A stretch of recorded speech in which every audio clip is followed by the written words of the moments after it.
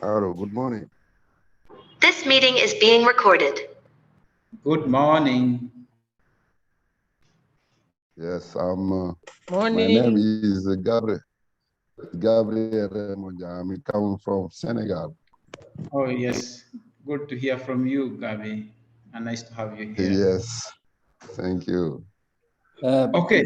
Pour les Yeah, francophones, Yes, francophone, yes, I need to understand in French. donc pour les francophones, bonjour messieurs, dames. On a interprétation entre anglais et français. Donc, sur votre appareil, il faut chercher le bouton interprétation.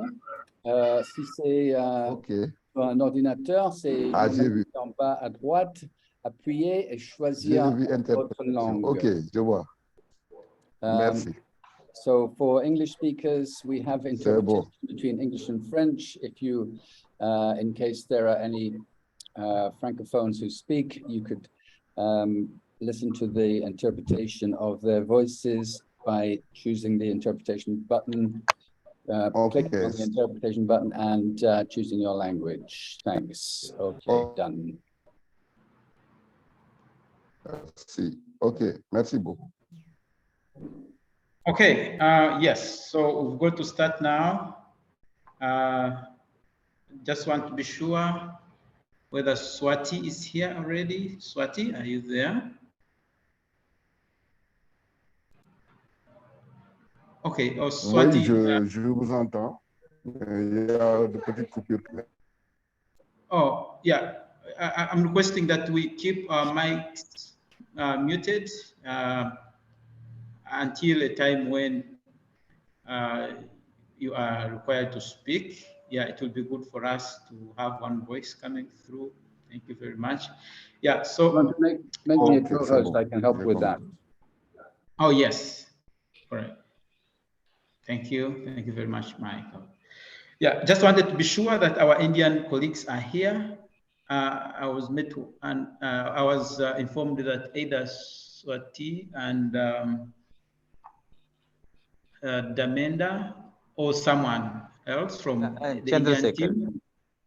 Chandrasekhar from Indian team. Oh, okay. All right. Good afternoon. Good morning also. Oh, ladies and gentlemen. Yep. Oh, okay. So thank you so much. Meaning we are ready to start. Yeah. So I've confirmed. Yeah, our colleagues from the Indian team are here, and for all our colleagues, all our participants here, I want to welcome all of you to this third session in the current series being held jointly with the Community Managed Natural Farming Program in Andhra Pradesh. Today's session is going to start with a presentation from the CNFP. CNF is Community Natural Farming Andhra Pradesh program. And this session is going to focus on the role that social capital has played in advancing natural farming in Andhra Pradesh, India. Yeah, just a bit of history. About 20 years ago, this comprehensive program started in so many parts of India. And they started promoting women self-help groups. And these groups had a focus on savings and loans. So this program spread significantly in India, reaching so huge numbers of women in a number of villages across India. Therefore, the presentation of today is going to explore on how these self-help groups have been at the core of the rapid spread of natural farming in Andhra Pradesh. And just to let you know that after the presentation, we are going to have a chance to ask questions and to discuss whatever we will have learned, both in this presentation, but also from our different contexts in Africa, and I mean what applies in our context in Africa. So I know Michael has already told us that we have English and French interpretation. Ludo is already here. I know he's already doing the job. And just to request that we keep our mics muted until the opportunity to speak comes. Yeah, so we are going to give opportunity to our Indian colleagues to start their presentation. I don't know what they would prefer, either to put up their own screen to screen share from their end, or they want me to do it. Any is okay, but I would want to learn from them what they prefer. Okay, I've put up their presentation already. Okay, thank you so much, our Indian friends. Go ahead, you may want to begin by introducing yourself and maybe the team you have with you today. Good afternoon, everyone. Thank you, Charles, for the introduction. I think we have our my colleague Chandrasekhar, who has long-standing experience in working with community institutions, especially with women. So I would request Chandrasekhar to also introduce about his experience, his profile also, before jumping into the presentation. Thank you. Yeah, thank you, Dharmendra. Thank you. Nice to see and listen to, all the, participants and senior colleagues. My name is Chandrasekhar. I am part of the Indian project, Andhra Pradesh Community Managed Natural Farming Program. I look after the institution building. We call it as a social part of the project, the social institutions part of the project, social mobilization part basically. So I have a postgraduate degree in social work from Tata Institute of Social Sciences, Mumbai. Then afterwards, I worked in the development sector for about 24 years. So I began my journey with a UNDP supported South Asia Poverty Alleviation Program in the most backward districts of Andhra Pradesh. Then afterwards, I worked in a statewide poverty alleviation program of the state government to scale up the learnings or the experiences or the model of South Asia Poverty Alleviation Program for poverty eradication. Then subsequently, that model was adopted by the government of India to scale it up in all the provinces or states in the country. So I happened to work at the national level, looking after the similar theme at the national level, supporting the provincial states to implement this program in a more systematic way, involving the civil society organizations, the community-based organizations, in a more sustainable manner. So I used to work there. Then afterwards, I joined this for agriculture department natural farming program. I've been working here looking after this particular theme, the social mobilization or the role of community institutions in taking forward the natural farming initiatives. So for last 5 years, I've been working in this program. So I'm glad to share my experiences and the project experiences briefly for about half an hour or 40 minutes. Then afterwards, I would like to listen to your questions and try to answer in whatever possible manner I can, and also see if how we can take the learnings of Andhra Pradesh experience so that how that same can be customized to your context and what are the challenges in that. All those things can be discussed in a dialogue manner. So I'm glad to once again thank you this forum to give me this opportunity. Yeah. Shall I begin my presentation? Yes, please. Yeah, you can begin your presentation. Yeah. Thank you very much.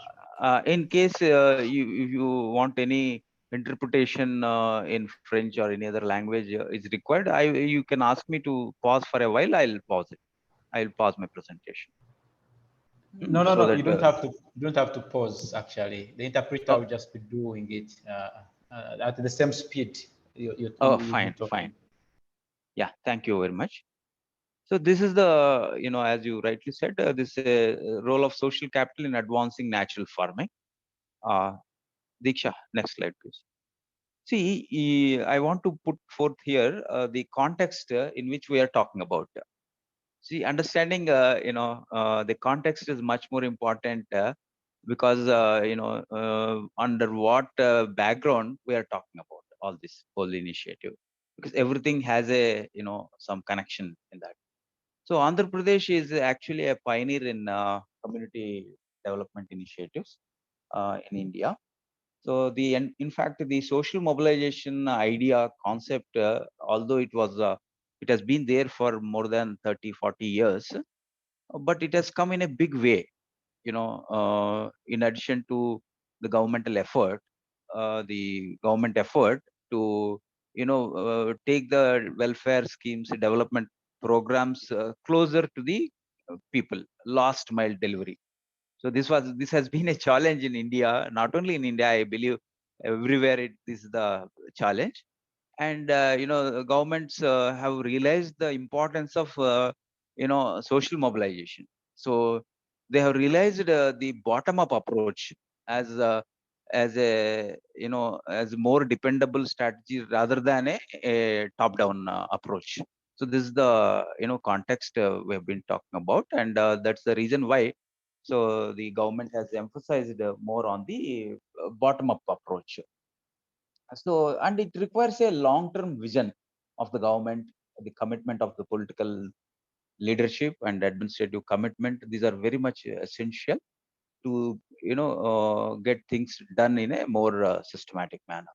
So this is what, the governments have to have. This is a kind of, environment under which this kind of development schemes, programs will take a deep root and also take, attain the sustainability. So in Andhra Pradesh, the strategy has been conceptualized nearly 20, 30 years of, advanced thinking, planning, visioning is very much required. So they have the political leadership and administrative leadership have taken care of this. So this has happened through the SHG movement, self-help groups movement, which has started in early 90s, late 80s, I can say, and early 90s. So that a lot of civil society or NGO has provided a lot of experiences and a kind of platform to for the government to look at and see the how best this can be replicated. So then afterwards, the RBI offshoot, which is a National Bank for Agriculture and Rural Development, it has taken a special program to promote the self-help groups. Earlier, India used to have the cooperatives. So large number of people in the villages or urban areas coming together for their own, taking up their own welfare activities. So, but that had its own limitations because reaching out to the last mile is a tough area, difficult area. And a lot of cooperatives, although they had a very strong objectives and capacities, but reaching out to the needy was an issue. So that again, did not succeed in a large in a meaningful way, and that has given rise to having the self-help groups. Self-help group is a very informal, organization of the people. Mostly in India, the self-help groups are formed by the women, and work for the women. So this is an informal entity of 10 to 15, families coming together to form the self-help groups. So they have a common interest, that is, helping themselves in a cooperative spirit to address their poverty, livelihood, and social, issues or village level issues. So that is a binding factor. So that is a kind of link or a connecting thing that binds these poor families together. In Andhra Pradesh, what we have done is that instead of forming a mixed groups, mixed in the sense socio-economic, various strata. So what we have done is we have preferred to form the homogeneous groups rather than heterogeneous groups. So basically, the people belong to similar socio-economic conditions are organized into a self-help group because there is an inherent understanding. So if there are, the rich, middle and poor, families put together in one group, there are a lot of dynamics. So those dynamics may not, keep the organization together for a long time, and their aspirations are different. Their social economic dimension, dynamics are different, conditions are different. So that's why we preferred, homogeneous groups. So that is the hallmark of the SHG movement. So what happened in Andhra Pradesh was, you see, the UNDP has come forward to support the South Asia level poverty alleviation program, so which was implemented across the 7 SAARC countries. Next slide, please. So the most important factor is how to bring the social mobilization, which was taken as a pilot project in 1995, and it was implemented till 2000. I was fortunate to work in that project in the most backward district of the country, Anantapur district. So there, actually, we have piloted this social mobilization. We have really tested the abilities of the community institutions and the potential once we organize them and build their capacities and link them the various resources and departmental interface. So that will unleash their inherent potential. This was demonstrated there. So a senior level officers from the government and civil society organizations were placed to work in this pilot. So this pilot was implemented for 5 years and gave a lot of lessons. How to organize people, how to build their capacity, how to promote the social capital, which is very, very important factor for sustainability of the initiatives. Because no matter how much money or resources are pumped in to the people, so unless there is a community level, people owned, people managed, people centric organizations are there, things do not change. So, and what brings change is their own, confidence level, their own people working for 24/7. So it's not somebody who will, who is from outside will bring the change. So what the project has realized is that we need to identify the champions or the heroes in the community. They should be groomed and made them accountable to their own institutions. So the community institutions have, obviously will have a seamless, interaction with this social capital, and these people also, are willing, motivated to work for their own community institutions. So that is the kind of, program we have worked out, and the objective was poverty alleviation. Although it was implemented in 3 districts, so the lessons were quite, astonishing. So World Bank has come forward to study this model, and they have really got convinced with this kind of approach. Definitely, community will empower, and the empowered community institutions will demand for access to resources and their rights and entitlements. It's not just money that is enough to remove the poverty. It is the people's solidarity and confidence levels, their ability to bargain with the departmental people to pro poor attitude towards pro poor attitude, pro poor decisions, pro poor policies that is going to address all the issues. So that was demonstrated, and World Bank also supported to expand this learnings in the form of different projects. These projects were implemented through a government organization. So this was a unique model of Andhra Pradesh. it was first in the country to have such an organization which has the qualities of a government and free from the all the bad practices of the government. So it has the best qualities of an NGO or a civil society organization and free from the governmental bureaucratic procedures. So that was a kind of organization created in the year 2000.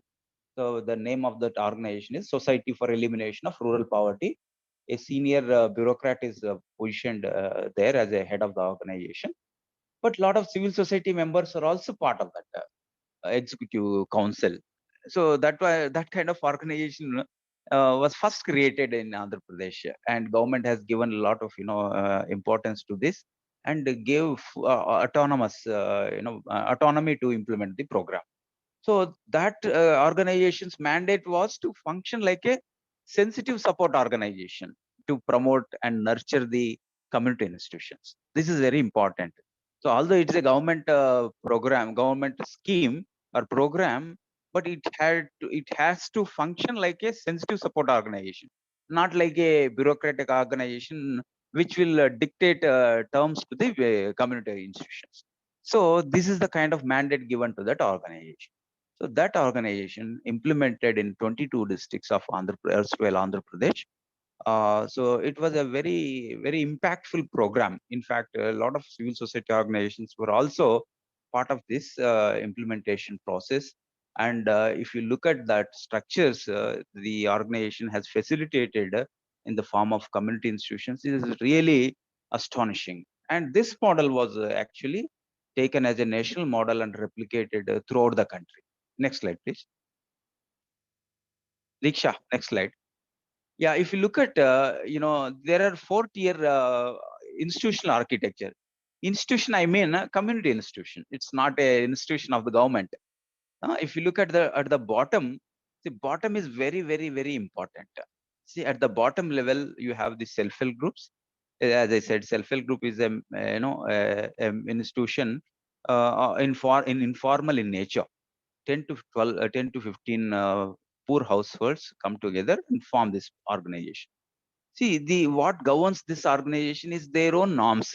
There are no written, bylaws or all those things. It's an informal in nature. They evolve the norms, not dictated by any government or any civil society organization.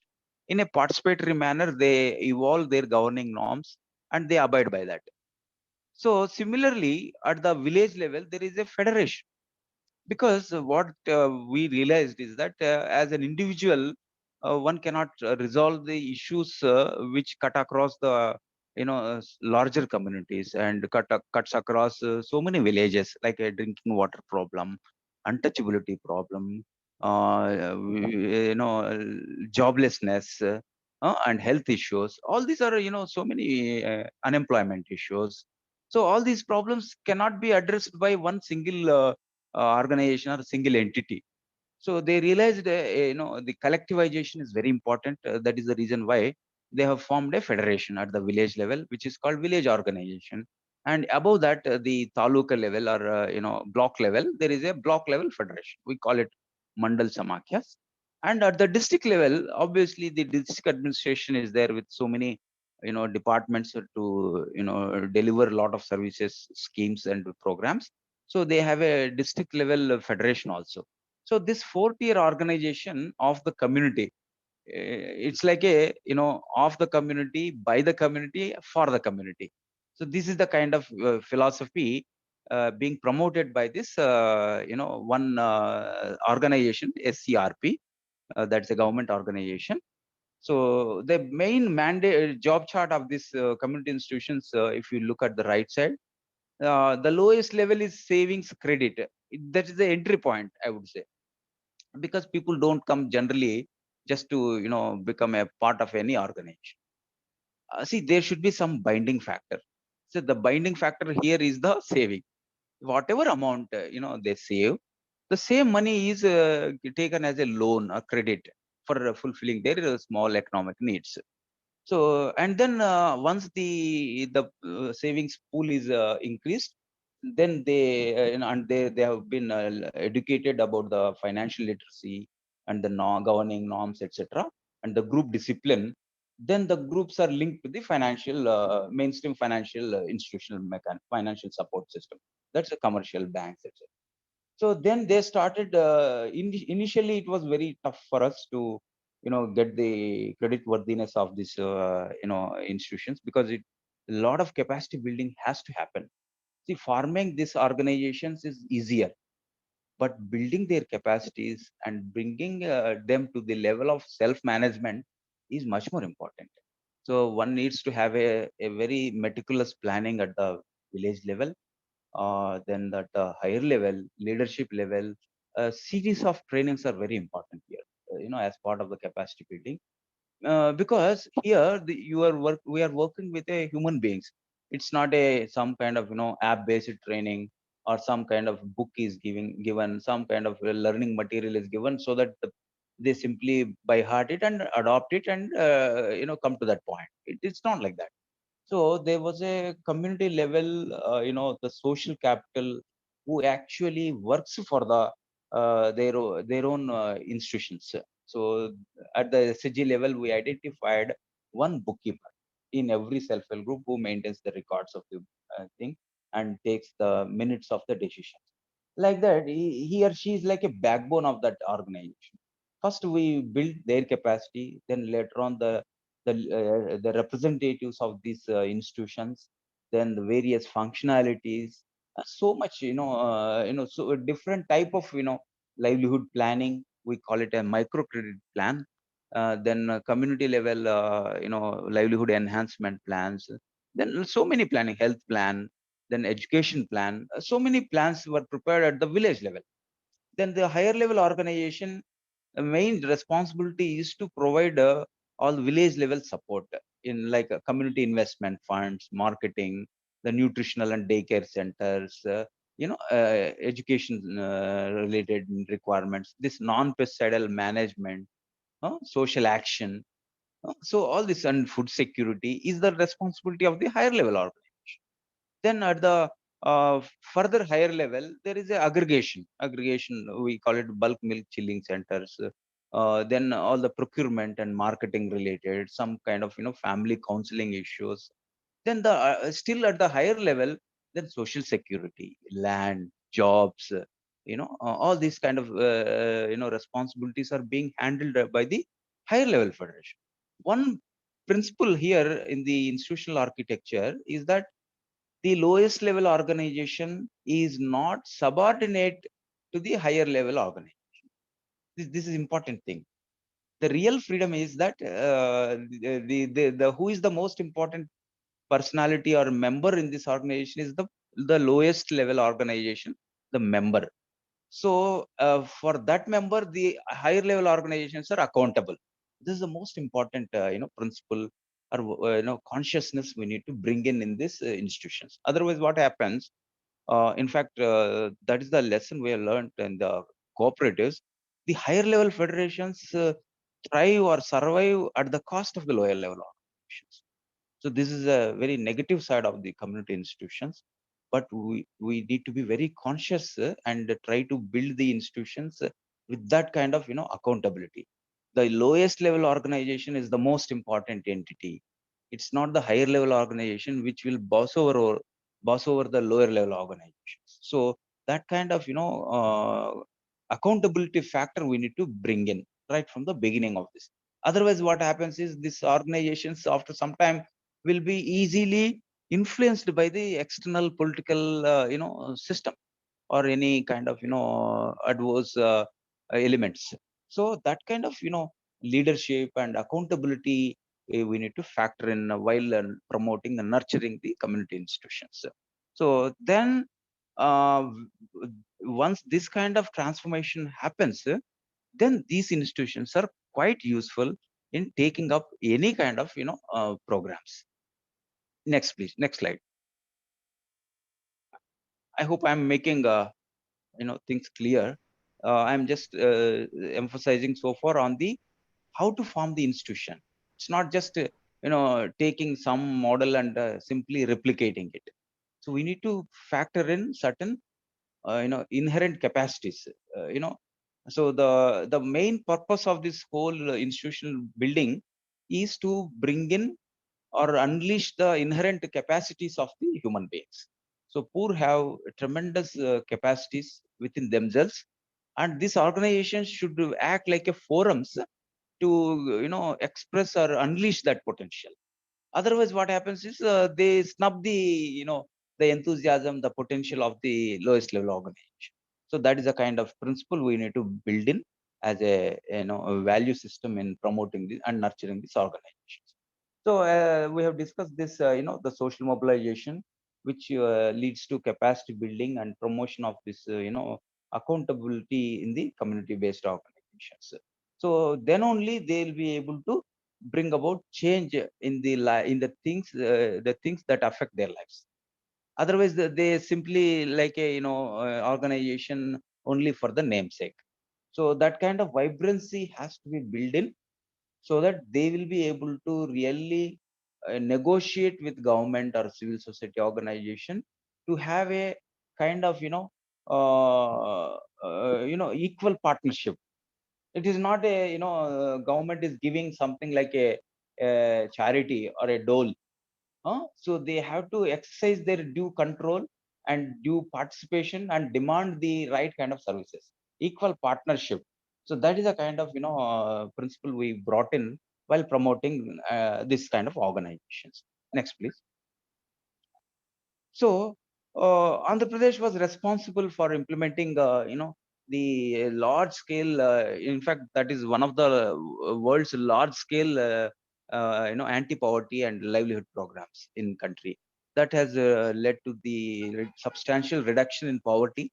These numbers really speak, and within the period of 10 to 15 years, there is a lot of change.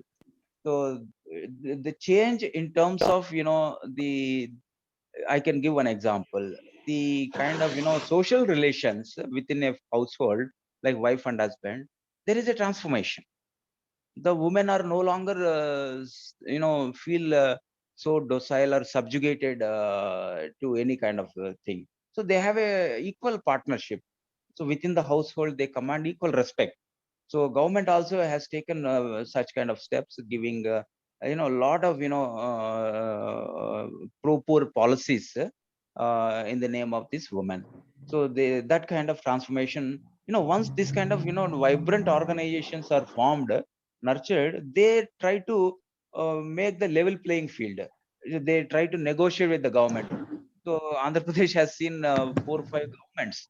So regardless of whatever government comes, they have a equal respect. They have a equal, weightage.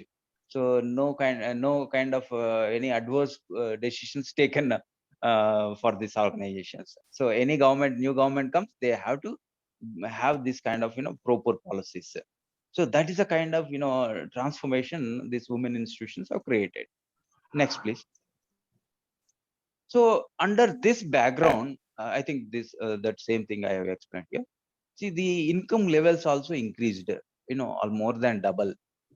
So with this kind of effort, so ultimately poverty removal means, or enhancement in the income level, respect at the household level, respect within the society, respect in the government.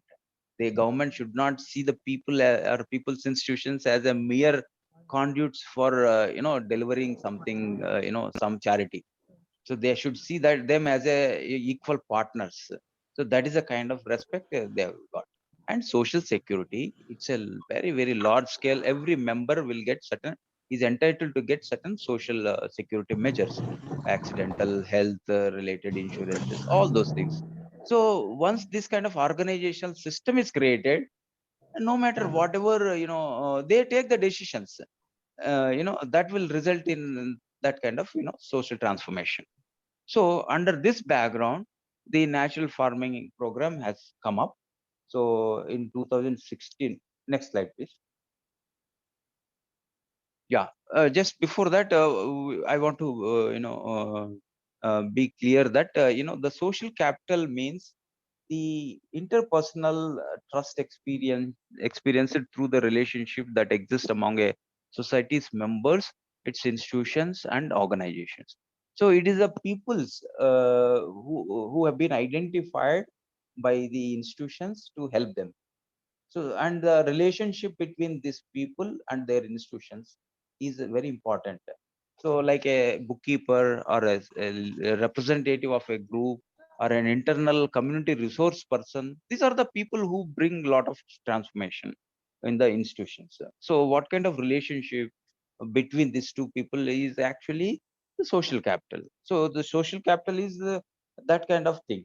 So, how we build that, how we build them, how we nurture them, and how we make them accountable to their own institutions. So that is an important process we need to understand while promoting the social capital. Next, please. Yeah, if you look at Andhra Pradesh community managed natural farming scenario, we have a lead farmer. Lead farmer is a farmer who is implementing natural farming in a self-help group. And this lead farmer is responsible for sharing her experience or his experience to the remaining members of the SHG, self-help group. Then we have a community cadre, the internal CRP, all those things are there. Then the NPM shop, that is input shop owners, they are also selected from the community. They are responsible to prepare ready-made inputs to the natural farming practitioners. And there are some champion farmers or best practitioners, we call them. So they are also having some accountability to the community institutions to demonstrate the models and share their experiences. Then there are some volunteers for institution building. So they are mostly women, local women who have transformed their farming situation and remain like a role model to the remaining members. Then the community-based organization leaders, they're also very important to nurture this kind of best practices among the self-help groups and the village level federations. So they take up the social agenda, the natural farming agenda in the self-help groups and see how far they are practicing, what kind of results they are getting, are there any doubts, all those things they actually demand and provide to the community institutions. Next, please. Yeah, the role of social capital in organic farming or natural farming, they actually are responsible for time capacity building and managing the whole natural farming agenda. Then they are also instrumental for leveraging various opportunities, either marketing opportunities or convergence with various governmental departments. So this social capital will provide that kind of thing. For example, in Andhra Pradesh situation, like a self-help group is there, unless its track record is properly maintained, its repayment capacities are built up, their discipline is maintained, no banks will come forward to finance these people. So this social capital was used as trainers, as facilitators to build that kind of discipline among these institutions. So that is a kind of role. Like internal CRP in a village, first their own fields are transformed, their incomes are enhanced, their fields are made as a model. Then through that model, we'll build the capacities or we'll expose the remaining people to this best practice. Then there is a person to person learning environment is created. Then the remaining people will change. Like, for example, if you want to bring a transformation in the village, you can't, work at a time with 100 people. First, you need to create a model with 5 people, 10 people. Then those people experiences will be like an example for others to transform. They take a will take local example, local resources, local experiences for transformation. So the social capital means the people who have transformed in the initial days and take responsibility to share their experiences with others and help in transformation. So that is a kind of critical role this social capital will play. So any organization in African countries or any in your place, in your context, First, you need to identify such kind of jewels who have a, some, who can share their experiences, who are ready to adopt those practices and emerge as a role model to the remaining people. Initially, it will take a lot of time. We need to, do a lot of, training, capacity building, mentoring. Then only through them, their experiences, we can transform the remaining people. So if I go and tell the people, they will not believe. If the local person who has been transformed, if they say, the local people will easily adopt. So that is a kind of, important role this social capital will play in, in spreading the natural farming. So I'll give one example. Like in the initial days, we used to put a lot of, time and energy in transforming a little number of people in a village. So when we have taken the backyard homestead gardens, kitchen gardens, so these women self-help groups have taken a lot of interest, because this kitchen garden is an entry point activity which is very simple to adopt. So people have seen the result of this. So wherever the kitchen gardens have been successful, the transformation, the natural farming adoption is also correspondingly going well. So that is a kind of, impact that kind of, entry point activities or social capital they play. So we have first targeted these lead farmers, the leaders of the self-help group. Then in turn, they took the responsibility of convincing their own members. So that is why wherever we have done a small study. So where the leaders and lead farmers transited or transformed into natural farming practice. So within 2 years' time, the remaining 7 or 8 people or 10 people in their group have been transformed. I mean, total adoption is there. 99%, 100% adoption could happen because of these people. So it's a very, very proven strategy. I think this is, without any hesitation, this strategy is highly, workable. So, and it doesn't, require much investments. So targeting, if you take a village in Andhra Pradesh situation, I am talking about, but you look at your situation, you need to identify some local heroes, local, those who have that kind of, willingness. So such type of people should be treated as a social capital to be used to, as our, link person or point person to replicate this model. So that is the kind of, social capital we need to have in the organic farming or natural farming. Next, please. Yeah, this is the RYSS, story. So we started our journey in 2015-16. Then subsequently, next slide, please. This is not much required. I'll share this. And where we are as of now is, we are working with about 1.6 lakh self-help groups. So of the total 8.4 lakh, which means close to, about 19% of the total self-help groups we are covering in the state. So we have a 24% POs have been covered. Out of this 13,000 and odd gram panchayats, 3,730 gram panchayats have been covered. We have Raitu Bharosa Kendrams, farmer facilitation centers. So this is a new concept started by government. All the government agriculture allied activities have been channelized through one single window, which is called Raitu Bharosa Kendram, RBK. So now the social capital available in the village have been linked to this RBK, Raitu Bharosa Kendram. So there are about, minimum 1 to 2 days of farmer training happening at the this facilitation centers, and input preparation is also channelized, because inputs are very much critical for natural farming. So the advantages of these community institutions, social capital, is that self-reliance in input preparation. So one is bringing the, the adequate knowledge and awareness about the inputs, and making them self-dependent in input planning, input preparation. So a lot of, deshi cows, the local cows have been purchased by these community institutions on their own. So we are not provided any money for that because they have a lot of savings in their uh, accounts. So they have utilized their own savings. So we have about 47,000 plus cows, native cows have been purchased by this women out of their own money. So project has not given any money. So that is the kind of potential they have.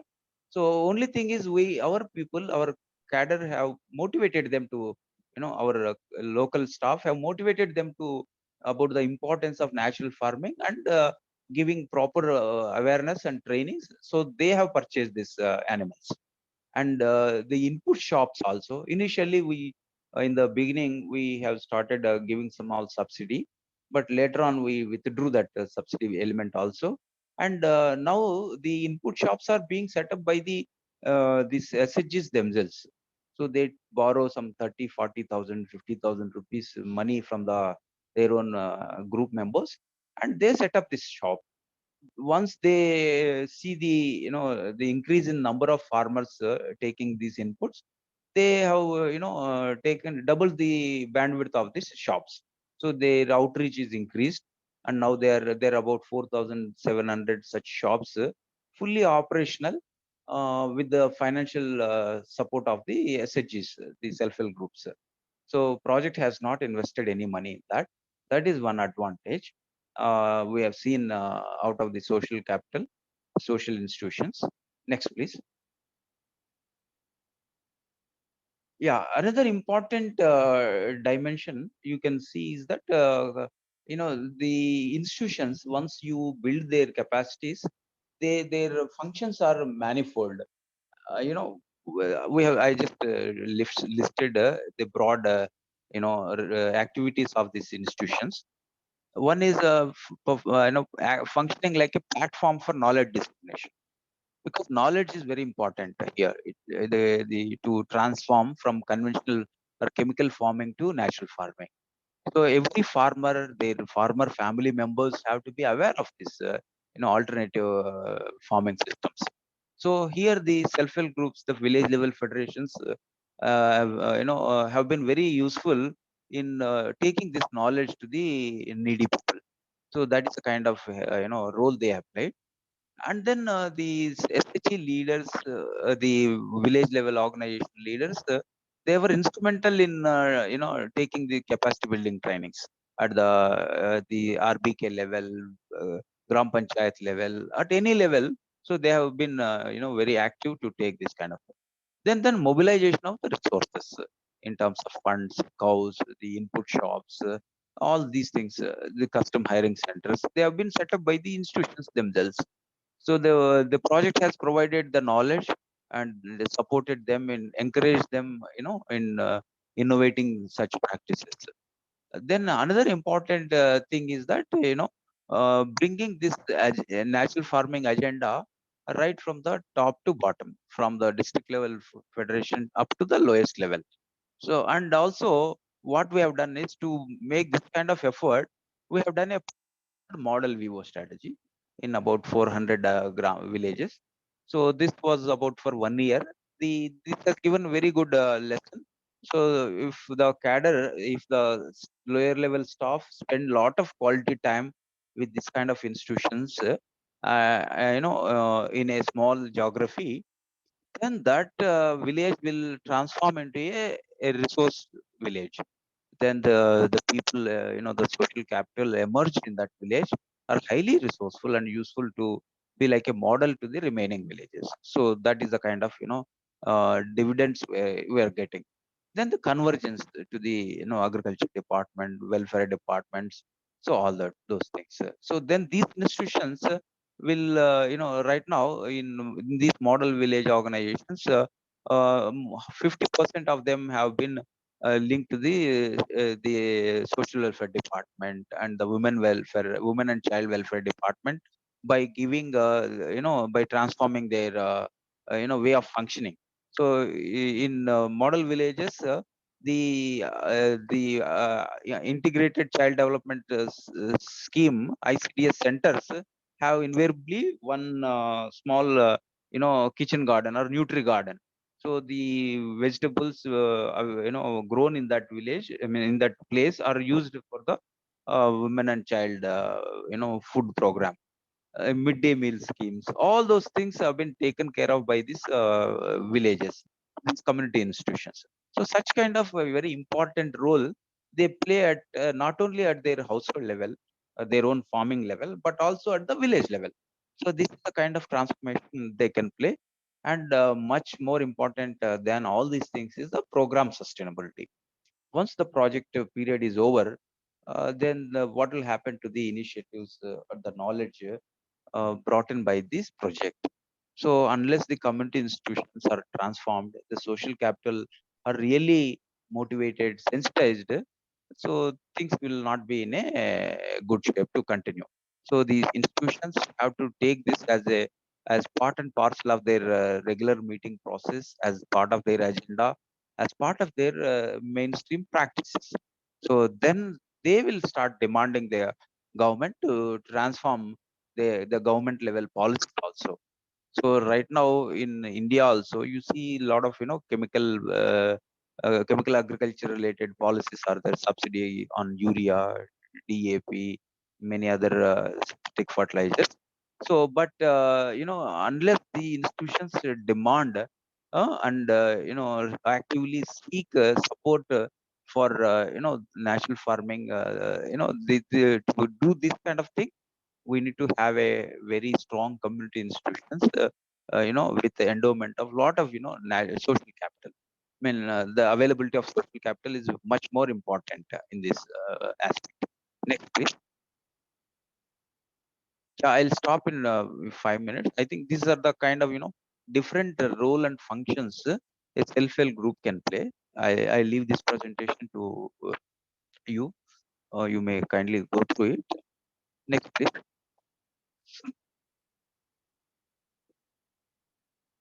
Yeah, model VO strategy I just explained to you. And what we are promoting is, the 7 important principles. uh, So among across all institutions, one is the discussion of national farming agenda in the self-help group and the village organization meetings. So they have a monthly meeting process. So in that meeting, this agenda is discussed for at least half an hour to 40 minutes. So the decisions taken are written and also presented to the larger body. So and their performance is being tracked by the federation. So that is a kind of grading is given. So if all members are doing natural farming and taken up kitchen garden, they'll get A grade. So if 50% of them are doing, they get B. If less than 24% C grade. Like that, a grading is given, and all SHGs are graded against particular parameters. So like that, there is a healthy competition created at the village level. This is part and parcel of the institutional capacity building, and the social capital available in the village level are trained to do this kind of practices. Then the second important principle we encourage is that maintaining proper records of this, so that there is a the institutional memory is there. There is a proper evidence for whatever practices. Like for example, somebody has been fully organic. So where is the evidence? It's not somebody is saying. So there should be a record. What practices being followed on that particular farm. When what all this should be recorded. So that will become a real evidence, and that will help in certification of the organic farmer also. So that is the kind of importance records play. Then collective input suppression is the important activity, because input suppression is very very essential for practicing this natural farming. Unless adequate number of adequate quantities of inputs are available, almost in readily available form, this program cannot be expanded. This is the most important thing, and this will happen only through the organized communities, organized institutional structure, community level. Then only it is possible to think of doing it with hundreds of thousands of people. So in Andhra Pradesh, we have touched about 600,000 people in the last 4 or 5 years. So now we have a very ambitious plan of reaching to roughly about 12 lakh, farmers in 22-23. In addition to this 12 lakh, we also aim at, reaching about 5 lakh, 500,000 farm workers families also, because they are actually the very, very vulnerable people, because their main livelihood depends on agricultural labor. So their livelihoods are also being taken care in the project. So 12 plus 5, about 1,700,000, workers, for families will be covered in APCNF, which is very, very significant in number when you compare with any kind of program in the world. So that is the kind of thing. Then all members should practice. Those who possess any amount of land should, cultivate natural farming practices. Then raise kitchen gardens or backyard homestead gardens to, to be, whether they have land or not, they should raise a small kitchen garden in their backyard and grow some 5-10 variety of leafy vegetables for their own domestic consumption. If at all they have a larger piece of land, they can think of, selling it, the surplus vegetables for getting some additional income. So that is also one important strategy for landless agricultural laborers or farm workers, because if they have a small, larger area, so that will be taken on lease. Then a commercial way of cultivation of vegetables is encouraged by the project, so that they get sufficient livelihood. Then sanction of loans, because they have a lot of the SHGs have a lot of access to credit sources. So providing adequate financial support to the, particularly the tenant farmers who actually need a lot of financial support. So financial support for setting up input shops, marketing those initiatives, purchase of cows, all these are being supported by the self-help groups. This also we have been encouraging. We have a formal MOU with the organization that promotes the self-help groups. So RYSS directly do not promote self-help groups. RYSS works with SERP, which is a mother organization, to promote the self-help. So this kind of institutional tie-up, understanding is also very important.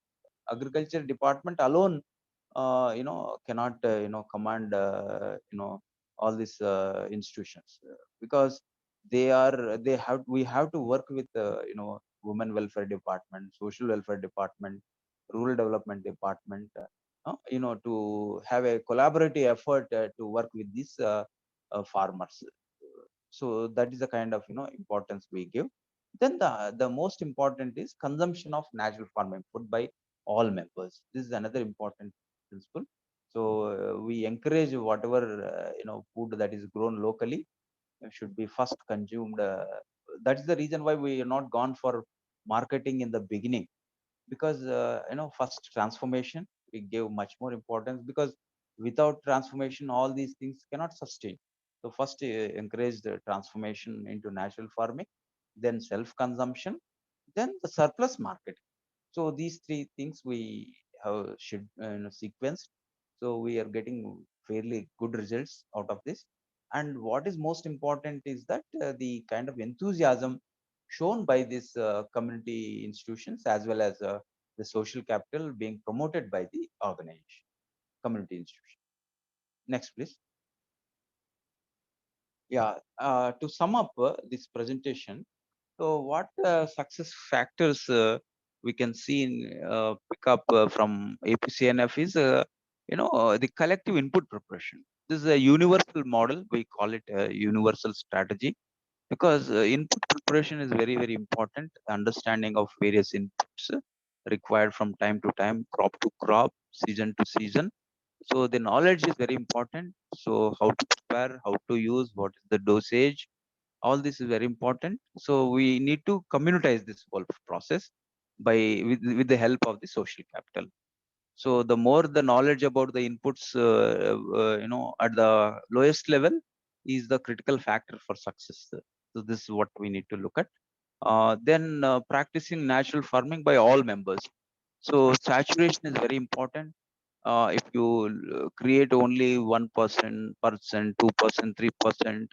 3%, is not enough. You need to create critical mass of at least 30, 40, 50% of the people in a village or in a panchayat. Panchayat is a village in Andhra Pradesh.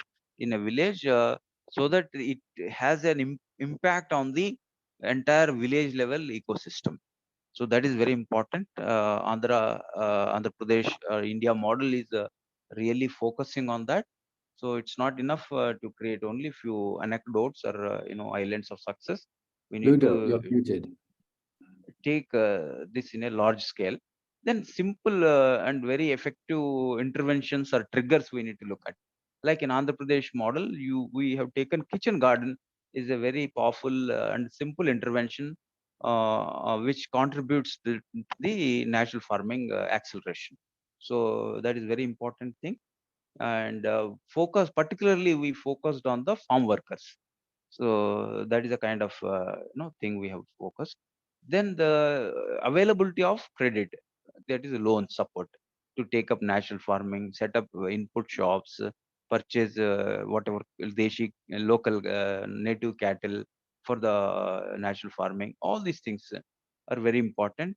And custom hiring centers to make certain machinery or equipment available for farmers to take on lease, higher basis and use it and then pay it back, give it back. So such kind of community level custom hiring centers are also important. We need to think of when you want to scale it up in a to a larger area.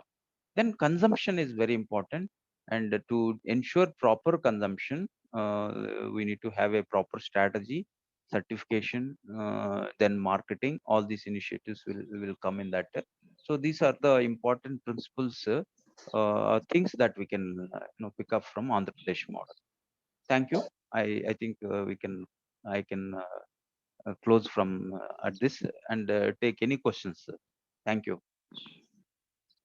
Thank you, Diksha. Yeah.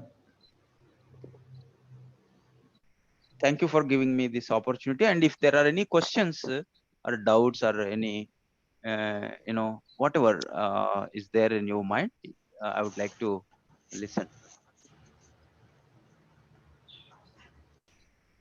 Yeah, thank you very much. Just to bring to your attention a few, maybe which are already in the chat. Yes. John would like you to say more about the informality of the self-help groups. You already mentioned in your presentation that the self-help groups are kind of informal institutions. So would like, I think, more clarity on that kind of informality. And also in the chat, I think there was an issue of the LACAR. Is the LACAR an equivalent of 100,000? Yeah, the answer was yes in the chat, but you may emphasize that maybe for people who didn't get chance to read the discussion in the chat. Then also just wondering, this is from me, if there are any bylaws to ensure that members of the self-help groups or these social groups abide to natural farming practices. Is it voluntary or there are bylaws to push them do the natural farming and also eat the natural farming food? Yeah, yeah. So maybe those three, you can go ahead and take a few more. I see there's a hand up. You can allow. See, with regard to this bylaws, so there are certain bylaws, model bylaws available.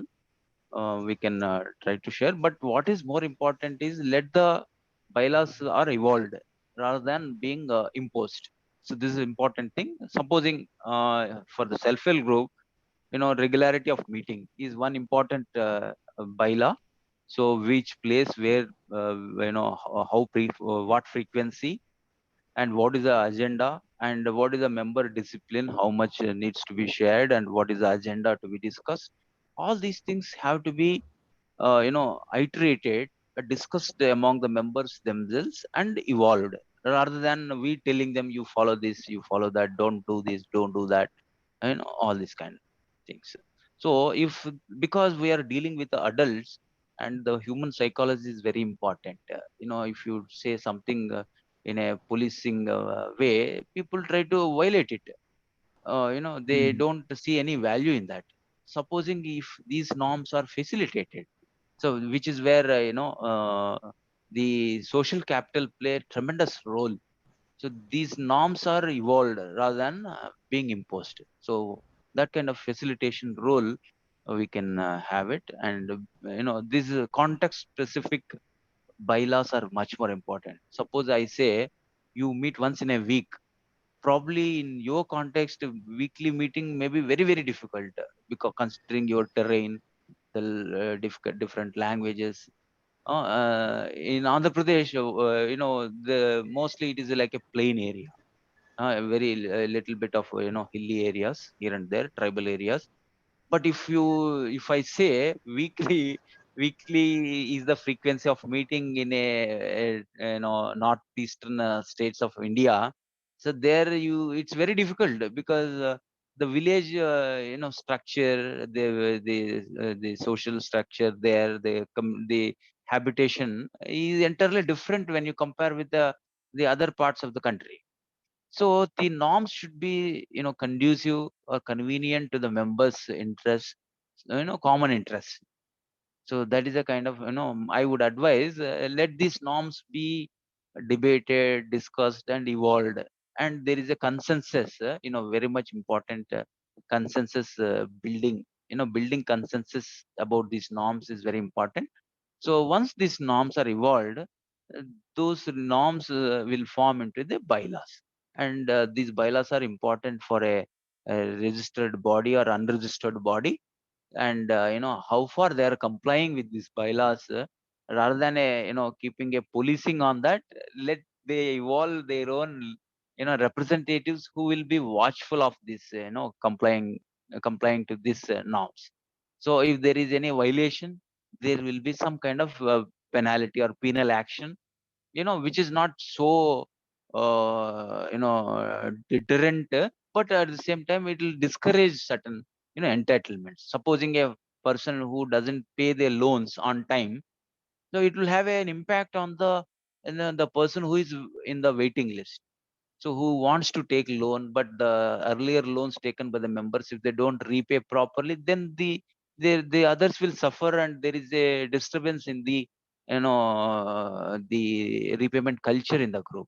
So there is some norm. If you don't pay by the due date, this is the penalty. Let the group members heartfully come up with that.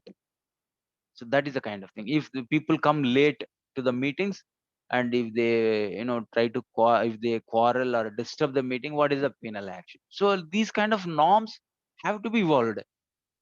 It cannot be imposed. Like, for example, if somebody uses chemical, if you punish them, if you expel them from the group, then the group will disintegrate in no time.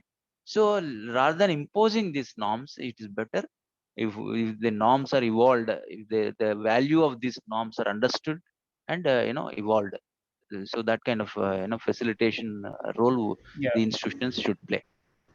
yeah, Sorry for yeah, elaborating too much about it. yeah. Maybe the other one was on the informality of the self-help groups. Maybe I could rephrase it. Yeah, this was from John in the chat. I'm just trying to pick questions from the chat and then bringing them to your attention.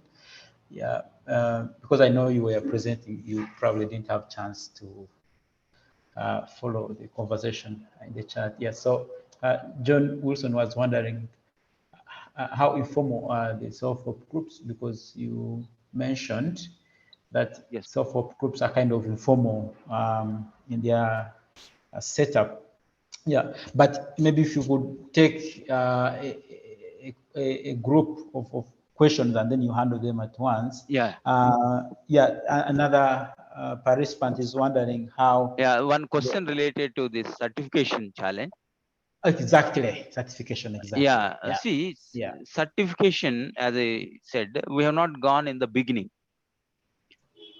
because it was consciously done to do it, after 3-4 years, because certification means it's a collective action. In India, there is a individual as well as group certification. Participatory guarantees scheme is there, system is there. So for a group of 20, 30 people, 20, 30 people, they certify a particular geography as a organic certification. So initially we have not gone because the understanding is much more important than doing this mechanically. So to do this process systematically, being owned, understood, and owned by the community, it took a lot of time for us, 2-3 years. Then now the important challenge is bringing common understanding.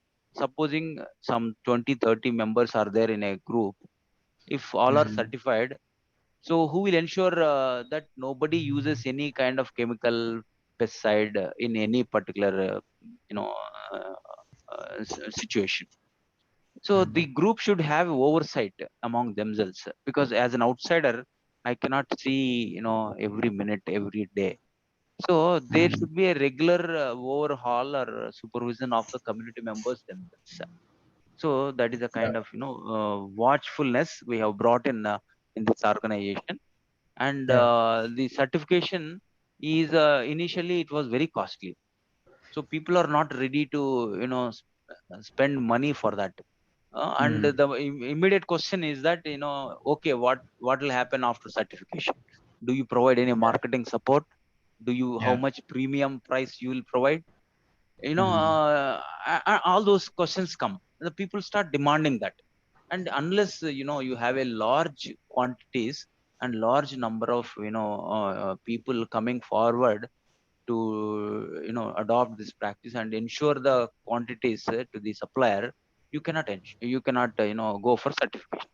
So you may do it here and there, but if you want to do it in a large as a major part of your program, you need to have a sufficient number of farmers in the program.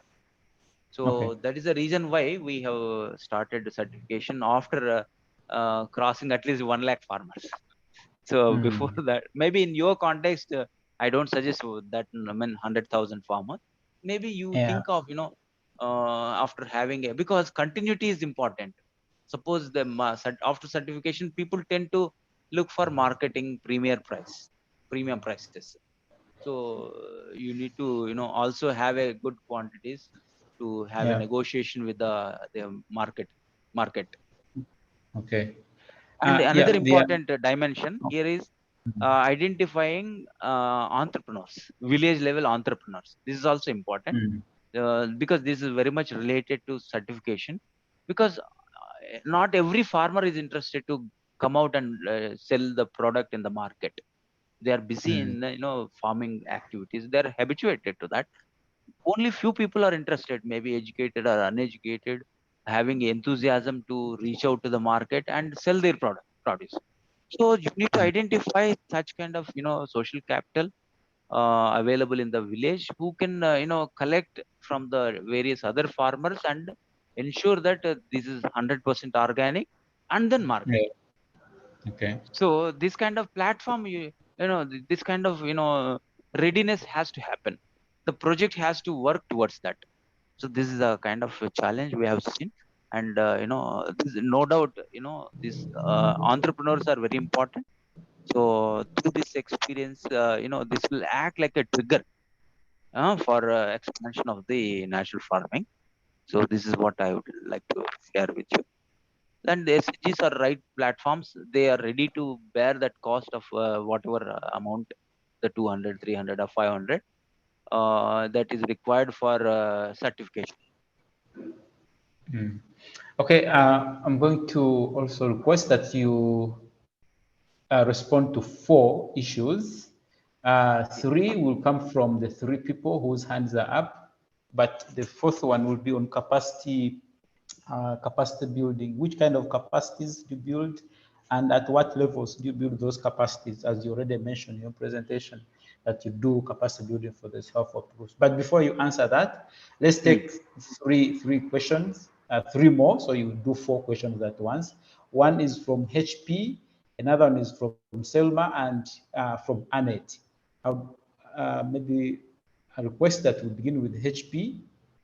HP could be someone who's maybe name of the account. If you're HP and your name, your hand is up. Yeah, please. This is Alex from Ethiopia. Yeah, Alex. Thank you very much for the presentation and experience that you shared. Yeah, my simple question is, what is your challenge regarding to promoting the social capital at this moment? Maybe in the donor perspective, as well as also in the community perspective, because in my in my view, social capital is a crucial issue to sustain a holistic community. Yeah. Correct. Yeah. See, Okay. one Thank you. You understand me? challenge. Yeah. Sorry. Can we take 4 at once so that we can be able to beat the time? Yeah. Shall I address this question? Shall I answer your question? I was just requesting if you would allow me, Chandra Sekar. We take 4 questions, so you answer all of them at once. Is it okay for you? I think if the questions are different in nature, so I lose sight of that. Let me finish one by one so that Okay. Right. briefly. See, the challenge what we have seen is whether to form the institutions with men or women or mixed. This is the first a question everyone will undergo. See, what we have made a mistake, I would say. In fact, that should not be repeated in anywhere. That will also you need to look at. It's a learning experience. First, we went individual to individual to facilitate or pursue natural farming, but that had yielded very little results. Then later on, we switched over to farming men self-help groups. So although Andhra was very strong in women self-help groups, we went in a wrong direction.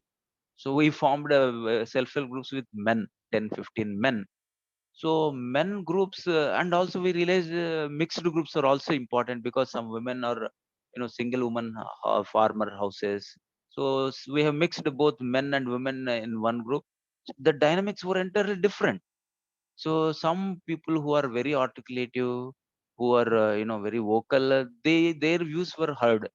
The women, who are very docile, not able to, their voices are never heard. So then the decision making was also not in a participatory manner. So this kind of dynamics led to limited percentage of transformation. So maybe 10, we have calculated after 3 years, 2 years of forming such mixed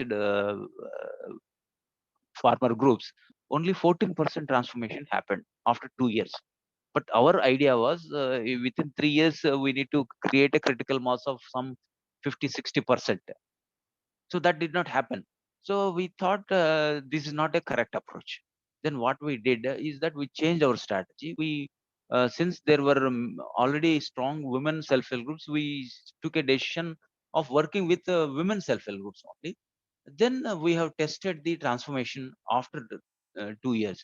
Then it was wherever women are sensitized, the leaders are brought into natural farming, 80% transformation happened automatically with the help of this lead farmers, women lead farmers, within 2 years time. So that is a kind of value we have noticed in working with the institutions. So we need to be very clear about with whom we need to form self-help groups or an institutional platform, with men or women, big farmer, small farmer. And one more important lesson from Andhra Pradesh model is that we did not touch the big farmers in the beginning. Although big farmers have a lot of voice or influence within the village, we are not touched in the beginning, because then the entire dimension will be different. The outlook of the whole program will be different. First, we wanted to cater to the small and marginal farmers who are part and parcel of the self-help group network. So incidentally, 90% of our self-help groups, the leaders are part of our, the farmers are part of our SHG network. So we, we have this kind of advantage. So you need to look at, what is the percentage of farmers of your area are part of the existing self-help group. The social capital means the availability of the institutions, and the capacity or the enthusiasm available in the institutions is also a social capital. Please don't think that social capital means only certain individuals. The social capital means the institutions as well as individuals, and the kind of interpersonal relationships between these two entities is also part of social capital, please. Thank you. Thank you very much. Selma, can you go ahead and ask your question? And one more question has been posted here. What kind of capacity building we need to give to facilitate this process?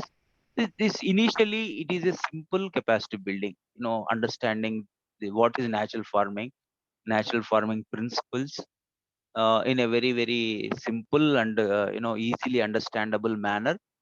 Then what kind of inputs required, and what are the ill effects of the chemical farming? So these are very important things. How to raise a kitchen garden.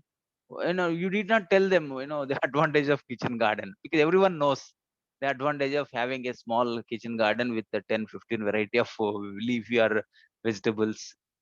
So it's very important, simple process. We need to go from simple to complex. Now if you start saying that you do take up natural farming in 5 acre 10 acre, people hesitate. If they are convinced of natural farming in say 1 cent 2 cents in some 10 square meters, then that is fair enough. It will automatically convince the whole family. So that is important. So we need to plan, and then package of practices. There are different, what are the package of practices for groundnut, package of practices for paddy, various horticulture crops. All those things, we need to, take to the community in a community friendly language. That is where your social capital plays tremendous role. Then institution, what the SHG meeting process, how to discuss the agenda, how to grade the groups on the basis of natural farming adoption. These are the simple things we need to, plan for the capacity building. Yeah. Any other question, please? Yeah, Selma. Yes, thank you very much. We're based in a number of countries, and we're very grateful, really, to have been invited to be part of this learning meetings, which have been really enlightening. And we're trying to promote the Andhra Pradesh model in our whole network. You partly answered a question when you said that you had started with self-help group of men and mixed groups, and that had not worked. And that's why you started with the women, because there was already a network of women's self-help groups. Yes, madam. And we Yes, wanted to know if you could tell us while the women are meeting and developing the self-help groups, what are the men doing, and how much Yeah. resistance has there been from the men when the women become involved in this way? See, and how have you overcome that? Yeah, that's an important, very interesting question you have asked, madam. And see, although we have formed this women, we have not formed the women self-help groups, so they are already there. So what we have done is that we have included one simple principle of household level farming action plan. We call it a Kharif action plan. That is a season plan, 1 year plan of action of the family. While the facilitator, our grassroots level functionary, visit the household and facilitate this farming action plan of the family. So both wife and husband, the children, elders in the family are involved in planning process. This is very important. This is the forum or a platform where both wife and husband come together and take a decision. It's not the farming decisions taken at the group level. Maybe group is a forum for input preparation and convincing about a particular package of practice, or discussing the pest and disease or the better practices, some knowledge or enlightenment about some new innovatives. So this group meetings help, but decisions regarding wife and husband involvement in taking a decision happen at the once in a year or once in 6 months. So this has been taken care. Initially, in Andhra Pradesh, there was not much resistance, but the SHG experience is not uniform across the state. Because if you look at the socio-economic conditions, geographical conditions, the institutions are highly active in the rainfed area of southern Andhra Pradesh and the north coastal Andhra Pradesh, where you have not assured irrigation. But in the delta area where 24, 365 days water availability is there, the participation of this woman is slightly different. I mean, less enthusiastic as compared to the other parts of the state. So there, the men are, in the delta area, men are more active, of course, than the women. In the north coastal and the southern part of Andhra Pradesh, the women are much more active, in taking decisions. So that depends on the socio-economic conditions of the place also. So we need to factor in, study these kind of models, and bring in appropriate practices. So I don't think without any local study we simply replicate any model. So you see the beauty of this, the diversity or the nitty-gritties of this model, and have your own local model. This is what I can suggest, ma'am.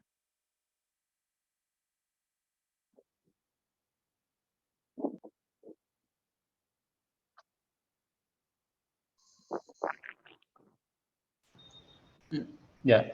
Anex, Yeah, are you there? If there are no questions, I'll sign off. Dharmender? There are questions. There's still a list of questions. Annette, If there are any further questions, kindly, my colleagues are there, Dharmender and Diksha. They will take down, and we can give in writing also. We can respond, we can give the answers in writing. Yeah. Hello, can you hear me? Yes. Okay, Diksha and the group, thank you very much for the wonderful presentation. This is Annette, and currently I'm a student at Nalanda University, students of ecology, and actually I'm working on my proposal to conduct my research in Andhra Pradesh about this natural farming. So it is a pleasure to have you present this information. Yeah, please visit, some places. You can see that you can see some places. Since you are in Nalanda, you can visit Andhra Pradesh and see the 365 days green cover model. Yeah. How the wastelands are being cultivated by the the farm workers. There are landless people, the scheduled caste community, the very backward communities, taking up wastelands and converting them into 365 days green cover model. So recently, one lady called Vanurama in the most backward place of Andhra Pradesh, she has taken 30 cents, mean one third of an acre, close to one third of an acre. It was a barren land for almost 15-20 years. No, nothing was grown on that except the waste. So that land was taken, and she has cultivated that with the pre-monsoon dry sowing method, which is a innovative practice developed in Andhra Pradesh. So with that model, she has invested about 2,000 3,000 rupees, and she got in the first year itself about 8,000 profit. And next year she has taken 1 acre by spending about 4-5,000 up to 8,000 rupees. She has invested and raised vegetables. By practicing natural farming practices, she has earned 30,000 rupees net profit. So her name was identified for the virtual meeting with Honorable Prime Minister of India recently. So it was a wonder how we can bring back the barren lands into natural farming. So this is a very important strategy. The water consumption is very less. The electricity consumption is very less. So it will add to the increase in the soil organic matter. So that is a very important concern of many states for the entire globe. I think many governments are very, very enthusiastic and excited to work for this kind of organization. Right now, Government of India is also looking at giving carbon credits to the natural farmers, which is very, very interesting development. If these things are fairly demonstrated in whatever amount of land or farmers, so that will be like a role model to the entire country. So that's what I can say. And these institutions are, highly useful to be like the examples of change. So any civil society organization or government can, take up this model and, convince them, the not only the local communities, but also show as a model to the rest of the area country. Thank you. So, okay, thank you very much. Okay, Aldi Diango.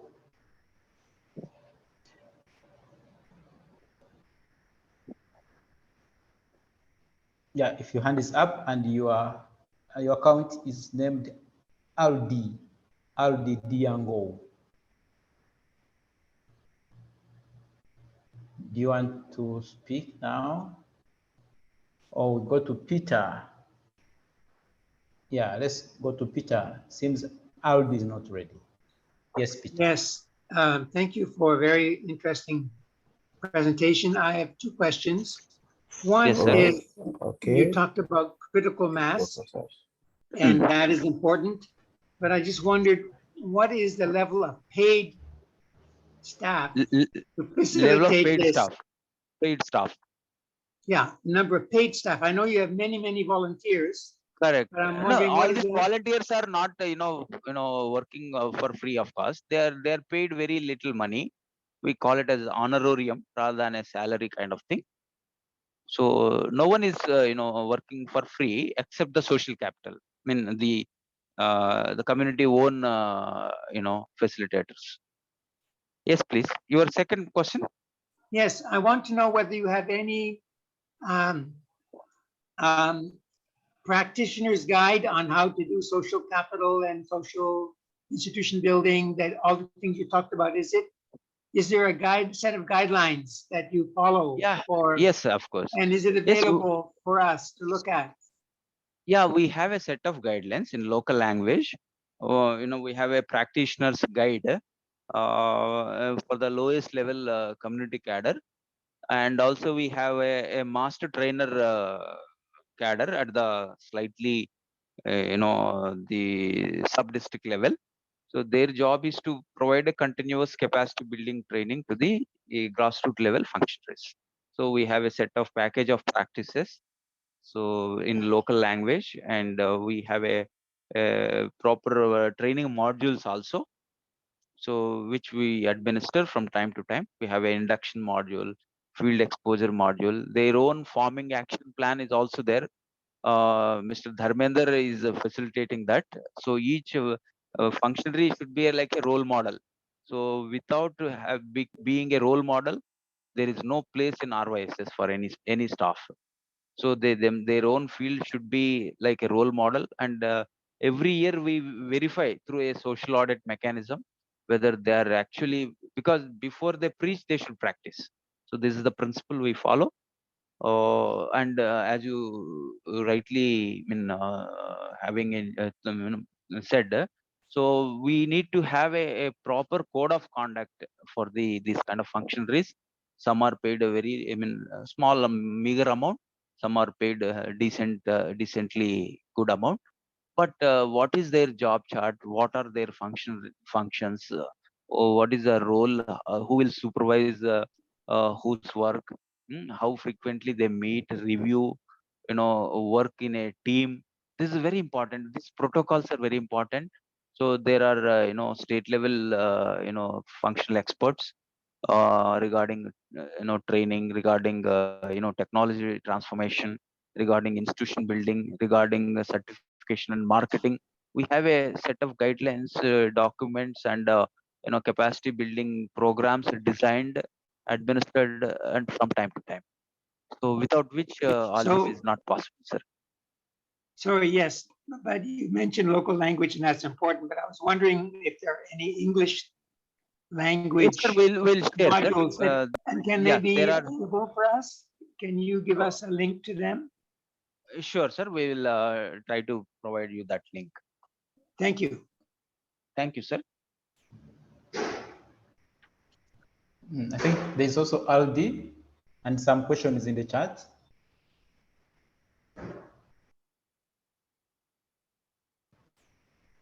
Aldi, can you speak now? Yes, please. Allô, bonjour à tous. Alors pour moi, c'est un réel plaisir d'avoir participé à cette réunion et de pouvoir suivre cette réunion du début jusqu'à la fin. C'est depuis le Congo-Brazzaville. Alors déjà, en suivant l'exposé, nous nous sommes confrontés à des difficultés énormes, notamment au niveau de la rentabilité. Et comme vous connaissez déjà notre couche sociale, dans le terme de la pauvreté, nous nous efforçons à faire de l'agriculture biologique, mais malgré ce travail, nous avons beaucoup de difficultés à pouvoir réunir les deux bouts. Ce qui fait qu'aujourd'hui, pratiquer de l'agriculture en se basant spécialement sur, disons, de l'agriculture biologique est très compliqué et nous ne savons pas quoi faire par rapport à cela. Nous avons de l'appui venant de part et d'autre de l'Union européenne, des institutions habilitées. Nous recevons des appuis, mais souvent, c'est très difficile d'arriver ou d'atteindre des objectifs. C'est le pourquoi moi, je me posais des questions, comme vous avez dit, qu'il faut choisir des acteurs majeurs qui peuvent en fait révolutionner cela. Mais comment est-ce que, au niveau, parce que ça c'est la question au niveau gouvernemental, comment est-ce que le gouvernement peut s'y mettre pour pouvoir accompagner ces petits producteurs et d'atteindre leurs objectifs, ceux-là qui sont notamment dans l'agriculture naturelle, sans pourtant faire recours à d'autres pratiques, notamment l'utilisation des entrants, parce que les entrants coûtent énormément cher. C'est ça qui nous cause aussi des problèmes ici au niveau du Congo-Brazzaville. Donc, ma question était dans ce sens-là, de renforcement du capital. Comment est-ce que nous pouvons le faire?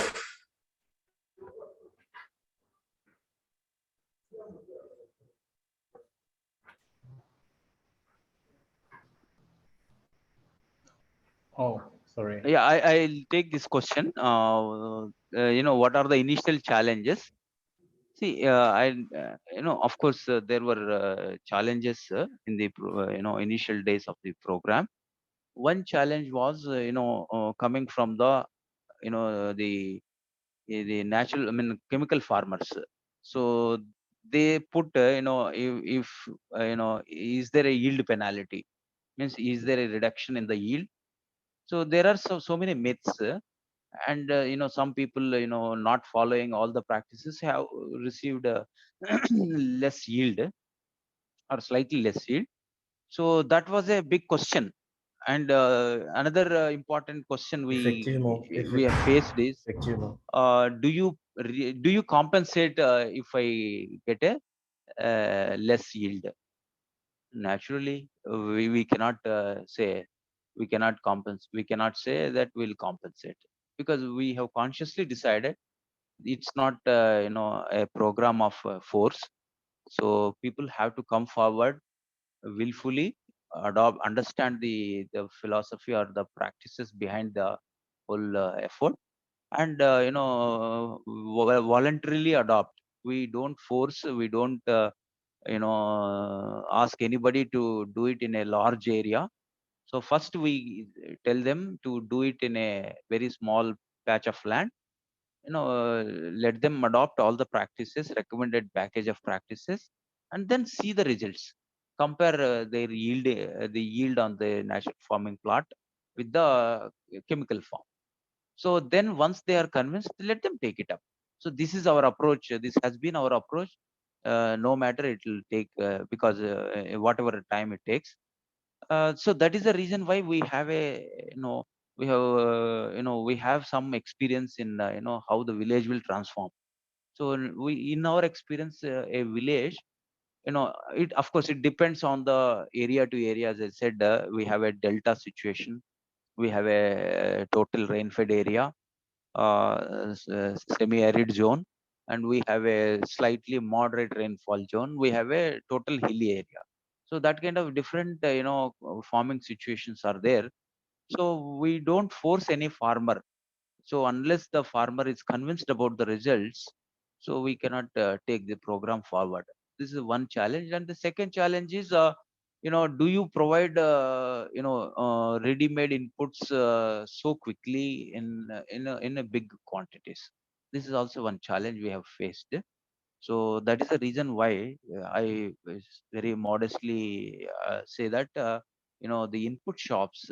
The initially the project has got very little money to scale it up because Andhra Pradesh is a very big state having a 5 crore population and nearly 100,000 farmers are there. So that means 60 lakh farmers are there. So we cannot reach out to those many number of farmers. We have modestly started with merely 40,000 farmers.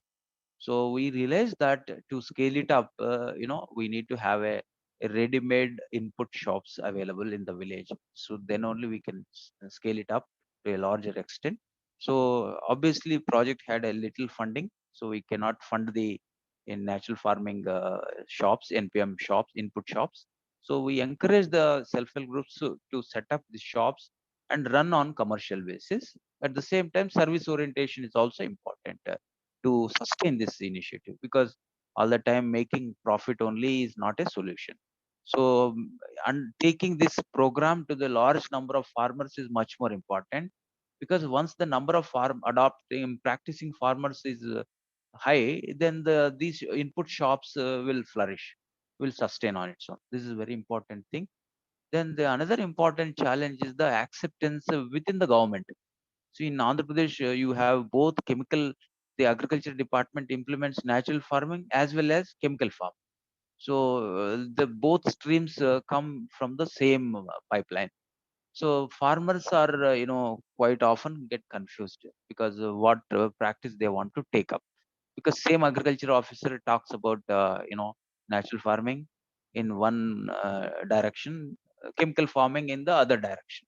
So at the receiving end, you have two messages coming from the same mouth. So naturally, the farmers get confused. What is that happening here?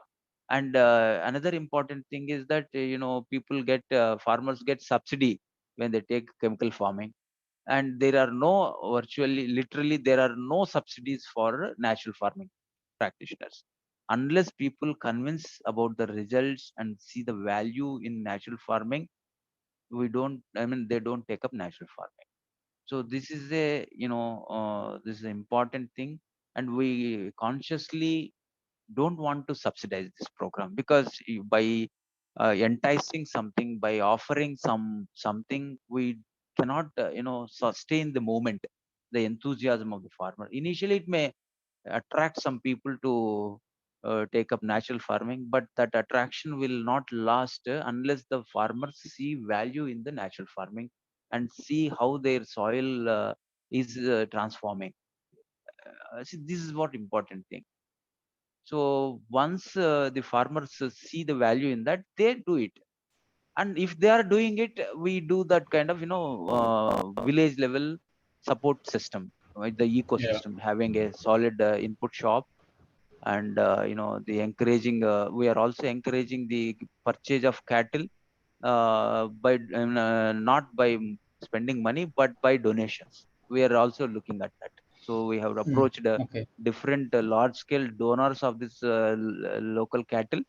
So thousands of cattle are being maintained in temples. So temples are coming forward to donate the cows to the farmers. So we are Yeah. approaching them. So far about 2,000 such cattle are freely given, including the free transportation to the farmers. So, and there are many more such temple trusts coming forward to help these farmers. So like that, there are shrines having, large cattle population at their disposal. They want to give it at free of cost to the farmer with the condition that the cattle are not misused, for slaughtering purpose, etc. So such kind of, facilitating things we can do it. Then the certification and marketing. Temples are, there are some temples who offer free of cost food and prasadam, etc. to the people. So they are also seeking, natural farming material like Bengal gram, rice, jaggery, etc., etc. So the farmers, we are encouraging them to supply to the temples and some multinational companies also marketing. That's what we are encouraging now. So initially, people demand for, do you give premium price if I produce X amount? But we cannot give premium price because if initially very little number of farmers will be there, and for little quantities you cannot, provide any premium price. You cannot assure that kind of thing because the market thing is not in your control. When government is actually interested in bringing a large scale transformation from chemical to natural farming, initially it is very difficult to, balance so many things at a time. We cannot, meet the expectations or aspirations of the farmers. So we need to be, be vigilant of what we can do, what we cannot do. So we can't, promise certain things which we cannot deliver because it will leave the farmers in hopelessness. So we should not create any false promises. So we need to realize our capability and take the farmers along with us. So this is what, the important things we have realized and the challenges we have faced. Yeah, thank you. Thank you very much. We propose to close in 10 minutes. Yeah, but I would like to invite some African partners who are on this call to share with us their experiences regarding social capital for natural farming of agroecology. Yeah, in relation to the discussion we've been having and the presentation from our Indian partners, how is it happening in Africa? Are there any partners here? Are there any people here who would want to share? Sure, I'm curious to listen to them. Yeah.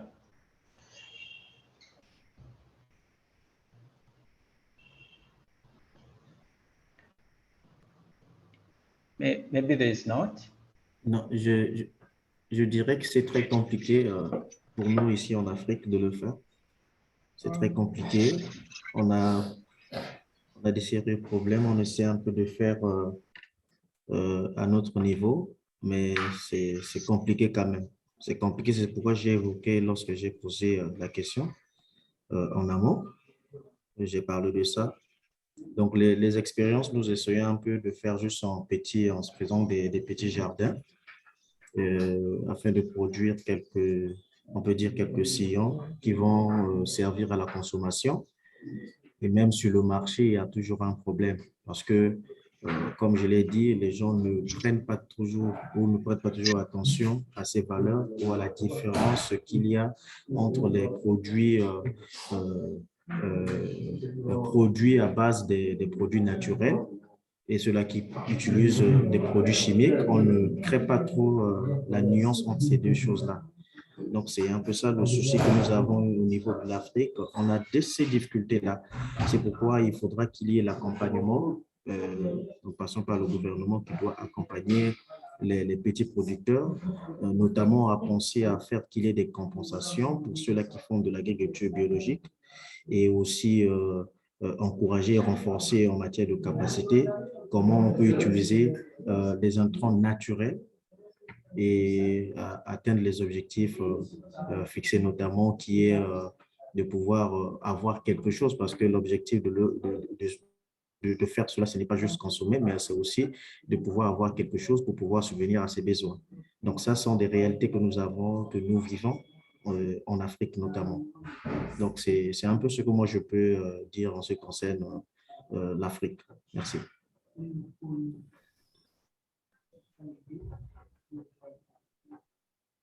Bonjour à tous. Yeah, thank you. Je peux intervenir? Yes, Josiah, go ahead. Yes. Oui, merci beaucoup et merci aux présentateurs. Je crois que l'expérience de l'Inde est une expérience assez intéressante qui mérite d'être répliquée ailleurs et surtout en Afrique. Et tout à l'heure, je crois que quelqu'un a posé la question de voir les possibilités d'avoir les lignes directrices, un guide qui pourrait aider. Et au niveau du Bénin, je crois que le défi est plus que grand. Parce que dans le contexte où nous sommes, là, ce que nous faisons en tant qu'ONG, organisation de la société civile, nous essayons de conscientiser les petits producteurs, les communautés, à adopter des pratiques saines en matière de production écologique, l'agroécologie par exemple. Mais le plus grand défi, quand vous êtes dans un pays où le gouvernement fait plus la promotion des produits de rente tels que le coton et importe des milliers de tonnes d'engrais chimiques et met à disposition de ces producteurs. Et quand les producteurs voient que dans le coton, il y a plus à gagner, mais ils s'en moquent plus en ce qui concerne les produits de consommation locale. Nous avons été surpris sur le terrain où, lors de nos sensibilisations, où des femmes ont pris conscience du comportement qu'elles ont, surtout les femmes maraîchères, qui produisent pour la vente, parce que ça donne beaucoup de bons résultats en utilisant beaucoup de produits chimiques, mais ne consomment pas elles-mêmes ce qui est produit. Et nous avons dit que c'est un péché, c'est dangereux. Elles connaissent, elles savent que ce n'est pas bon pour la santé, mais elles l'utilisent. Et ils produisent pour les autres. Et là, vraiment, c'est très, très grave. Et d'autres cas que nous enregistrons, c'est que les produits chimiques utilisés pour les produits de rente, c'est-à-dire le coton, ces mêmes produits sont utilisés pour l'agriculture et pour les productions céréales, les productions maraîchères. Et ça, c'est encore très, très dangereux parce que nous avons vu sur le terrain lors de la journée mondiale de la biodiversité il y a quelques jours, c'est que nous avons des communautés où les gens utilisent des engrais destinés pour le coton ou bien les pesticides destinés pour le coton qu'ils utilisent en même temps pour faire des légumes. Et moi, je crois qu'il y a du travail à faire. Et moi, je voudrais inviter la société civile africaine à prendre conscience de ces dangers qu'il y a au niveau de nos communautés, encore que c'est des communautés qui sont analphabètes, qui ne savent pas lire pour la plupart du temps. Et ce que nous constatons même, dans certains milieux, on vous dit non, c'est des produits homologués. Dans le sud du Bénin, il n'y avait pas de kiosque en tant que tel qui vendait des produits chimiques. Mais vous allez un peu partout dans les villages aujourd'hui, vous avez la vente des pesticides est devenue un bon business. Mais quand vous posez la question aux paysans, ils disent non, c'est des produits qui sont dits homologués. Quand c'est homologué et c'est reconnu par l'État, ça veut dire que ces produits, pour eux, ne sont pas dangereux. Et moi, je crois qu'il y a du travail à faire.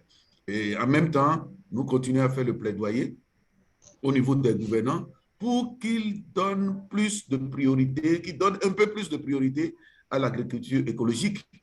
C'est-à-dire, tout en faisant la promotion de l'agriculture de rente, du coton, qu'on donne aussi une part pour l'agriculture écologique parce que c'est ça qui nous nourrit pour la plupart.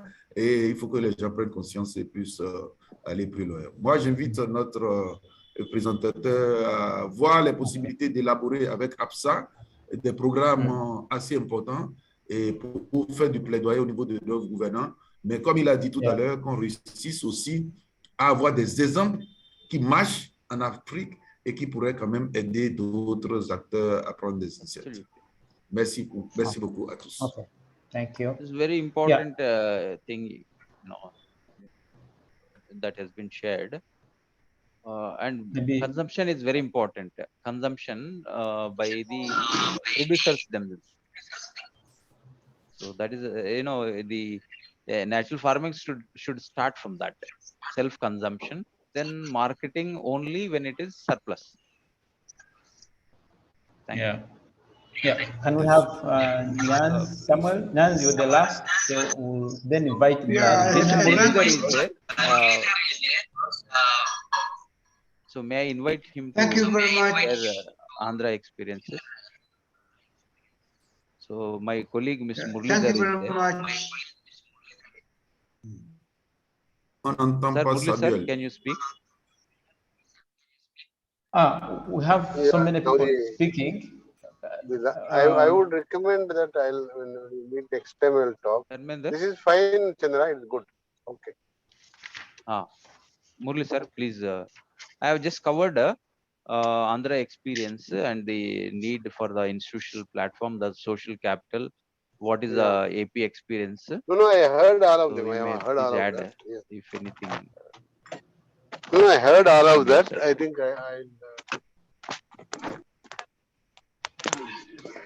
Mr. Muralidhar is a senior consultant. Perhaps you may be aware. So we'd like to add a few dimensions to what I have spoken.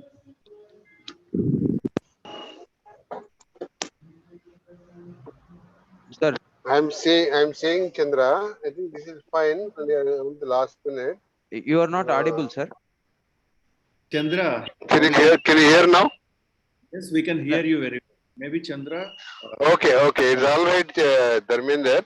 I think we'll close this now. I think some other time we'll take a slightly longer time to explain this out. Not in a 1 minute, no? Okay. Thank you very much. Okay.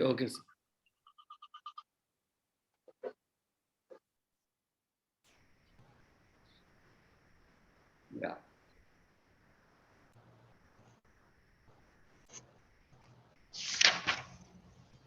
Hello, Charles. Can I go on? Hello. Yes, Samuel. Yeah, I think first of all, I want to thank the presenters for giving us this rich experience of the social part of natural farming. What actually has made me to actually speak was the numbers. The people who actually are grouped together have something in common. Experience.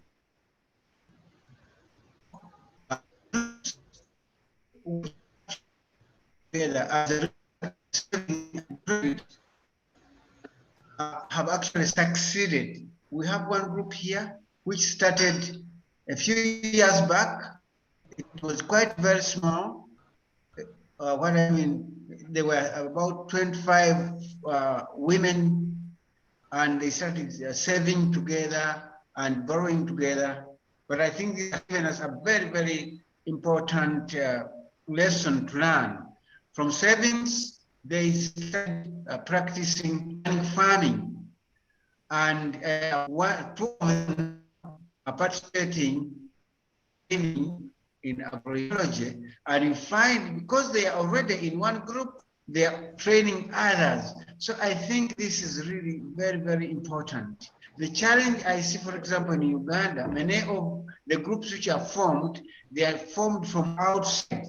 So I think it is very, very critical that the groups forms from within the group themselves.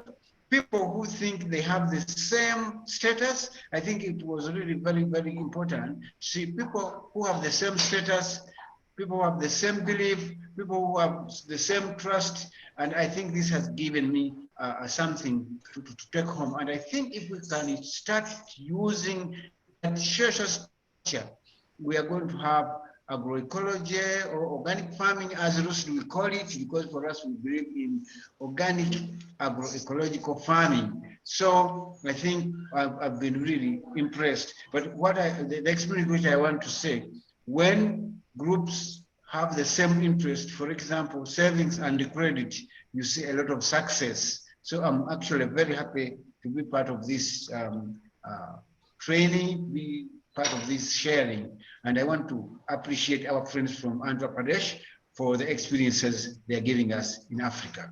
Thank you very much. Thank you very much. We do not have much time. We could only offer 2 hours for today. We are going to have several other sessions of this kind, but just to remind us that in this series,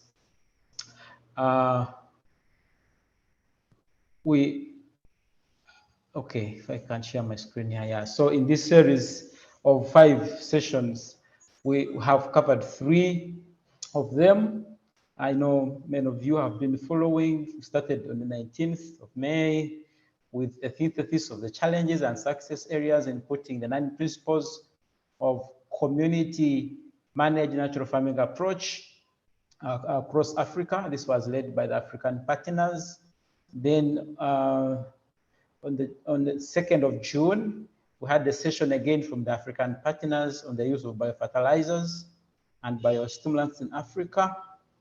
And today we've been looking at the role that social capital or social mobilization has played in promoting natural farming in Andhra Pradesh, India, and it's been led by our Indian colleagues from Andhra Pradesh. The next one is going to happen on the 30th of June, this very month. It's going to be a Thursday also, same time, 12 noon for East Africa, 9 o'clock GMT, and the biggest part of West Africa, I think it would be 11 a.m. for South Africa. Yeah, but we will be sending a more detailed announcement with all these different time zones and the Zoom link and every information you need. So on the 30th of June, we'll be looking at monitoring, evaluation, and gathering evidence. And this is also going to be chaired by our Indian friends. The last one is going to be in July on the 14th.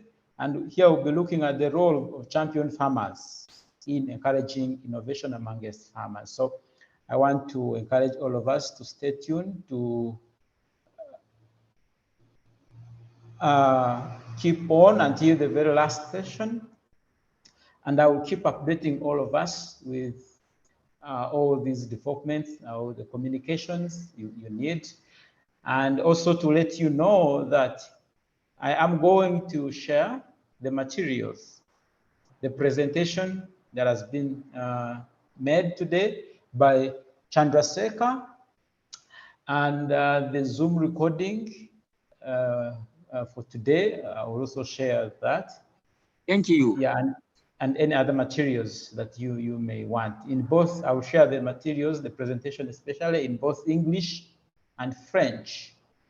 Yeah, so our colleagues from India, Chandrasekhar, thank you very much, sir. Moralidina. Merci. Thank you so much. Swati has not been able to be with us, but I also merci à want vos to collègues effectivement aussi du Sénégal. This together. So thank you so much, Chandrasekhar. Thank you, sir. Thank you so all. much, Thank you. Moralidina. Thank you for giving me this opportunity. Thank you, everybody. We are closing our third merci à tous. community natural Yeah, farming thank you, everybody. Andhra Bye. Pradesh, learning and sharing session today. Thank you so much. Have a good day. Bye. See you next time. Okay, bye. Bye.